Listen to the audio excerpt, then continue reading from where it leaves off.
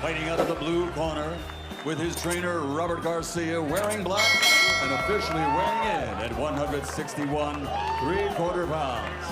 His professional record, an outstanding one, consisting of 59 victories, including 52 wins by knockout with 6 defeats and 1 draw. From Torreón, Coahuila, Mexico, the former WBF super middleweight world champion and former WBC interim world champion, El Veneno, Marco Antonio Rubio.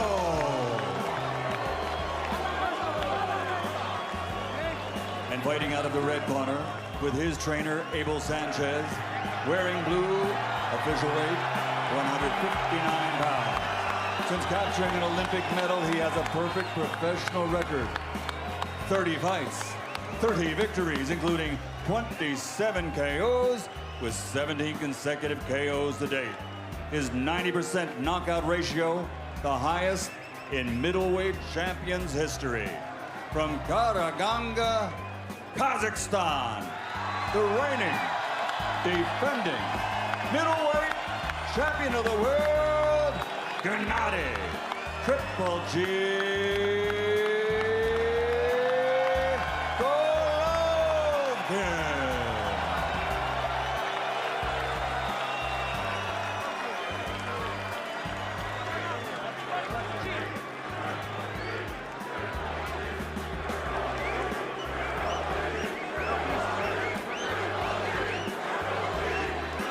Gave you both instructions in the dressing room. I just want to remind you, listen, obey my commands at all time, protect yourself at all time.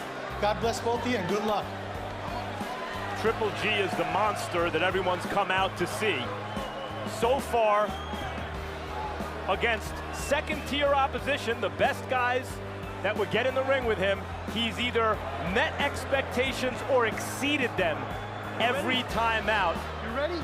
This might be his biggest fight so far. Can he do it again? Rubio's just a little bit longer and, of course, 3 inches taller. And unofficially outweighs Golovkin 8 pounds. Yes, Roy? In our first fight, I said at some point in the fight that Donaire needed to do something to change the momentum of the fight. Rubio has to do something immediately to change the tempo of the fight. Meaning land something significant. To get some respect, because if he doesn't, Gennady Golovkin will walk right through you. Rubio can punch, and he's experienced. Everybody talks about Golovkin's power punching. He lands more jabs per round than any top fighter in the sport. An average of 11 jabs landed per round. Fighters throw a lot of jabs, generally don't land them at a very high percentage. His body punching has also been known to be devastating. He also keeps his chin tucked well, controls distance well, cuts the ring well. 350 amateur fights, 30 pro fights, never knocked down. Very economical, a guy that doesn't waste a lot of punches, and he's fighting this fight pretty smart from the start.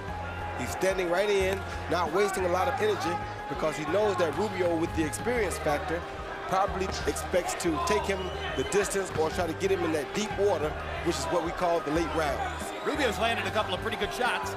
Back Golovkin up at one point with a jab, lands a hard right to the body there. When Golovkin jabs, his right hand comes out a little bit too to catch a counter. And it's discouraging for his opponent. There are 2 thudding right hands upstairs by Golovkin, the second of which backs Rubio up a couple steps. Good thing for Rubio was that he blocked both of them, and that's probably why he kept that weight advantage, so that he can withstand this type of an onslaught.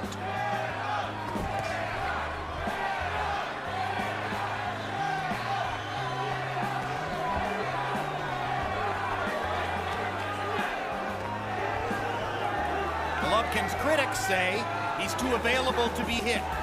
He hasn't been tested.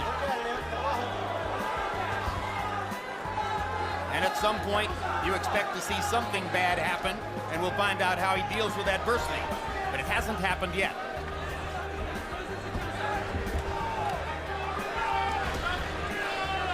Let him go, fight out. Even though the Dodgers have been knocked out of postseason baseball, Rubio, or excuse me, Golovkin, has a Dodger logo on his trunks, hoping to help build a little more affection here in Southern California. And Adrian Gonzalez is in the crowd, Dodger first baseman. Oh, hard hook and a right hand by Golovkin. Rubio comes back with a right hand of his own. He did answer that right back immediately. Like a pro. Yes, he did. Like a seasoned veteran. And Golovkin seems to know that Rubio can punch a little bit. He does. How'd you feel it? How'd you feel it? Okay? How'd you feel the power? No, nothing good. So now what you have to do, when you throw, blend your knees. Now don't let him fake you. Don't let him fake you. Don't lead it up. Close it up when you're on the inside those punches. And push them back, send them back with those punches. Okay, we gotta be inside first. We got 3 or 4 rounds to practice and do the things we want to do. Right? Okay, Max.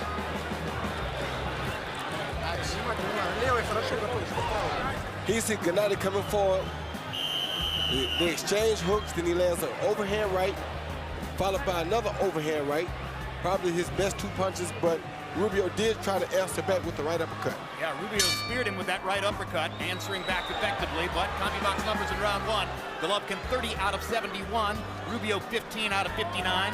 GGG with a 16-10 edge in power shots. Good right hand from Rubio.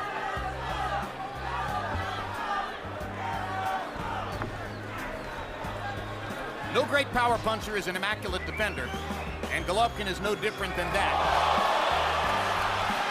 So far, his chin has withstood everything, and right now he's getting to throw power shots at Rubio. He talks not only of his Mexican style, Golovkin, but of his predator instinct, and you can see it there. He's always looking to attack and to hurt. Rubio working to the body, getting in a couple of good shots. Golovkin comes back to the body and gets in a better shot. They exchanged some really good body shots in that last exchange. Oh, good uppercut. Hard uppercut by Golovkin. Momentarily wobbled Rubio. Now he's got him pinned against the ropes. And see how he varies here. Predator at work. Down goes Rubio. Touch, touch, touch. Smash. Left hook smash. 7, 8, 9, 10. Second round knockout. He didn't make it up. Rubio is indicating that he didn't hear the count or that something happened to the back of his head, but it looked to me, Roy, like he'd had enough. He didn't want to get up. It had the feel of a short count, but it didn't look as though he was alert enough to get up. What did you say, Roy? Well, I thought he was alert enough. I just think he laid there thinking he had more time, and I don't think he had as much time as he thought that he had. Academic, really. Yes, it was only a matter of time. It's always just a matter of time. Second round knockout.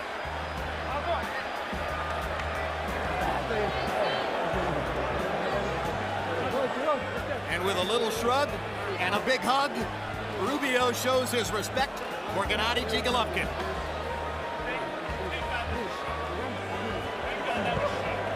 Mexican style.